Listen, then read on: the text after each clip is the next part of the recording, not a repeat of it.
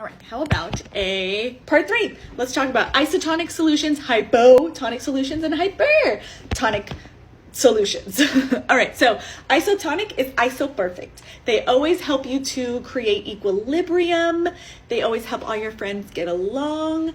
They are the perfect balancer, equalizer to situations.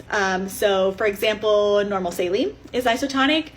D5, dextrose and water, is isotonic. D5 in half normal saline, or a quarter normal saline, which is like the 0.225.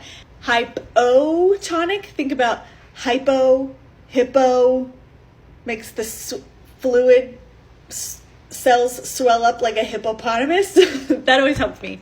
So hypotonic is where the solution contains a lower concentration of the solute than a more concentrated solution. So these have a lower osmolarity than your regular circulating blood. So examples of this would be half normal saline, a quarter normal saline, or that 1.3 normal saline.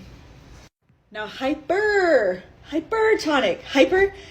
Does anyone have that friend that's super hyper and also super skinny at the same time because they never stop moving? Yeah, think about hyper, it makes the cells skinny, okay? So it kind of it's a higher concentration of solute than the other type of solutions. So it is a higher osmolarity than your regular fluids, than your blood. So examples of this is 3% normal saline, 5% normal saline, 10% dextrose in water, or some people call it D10 in W.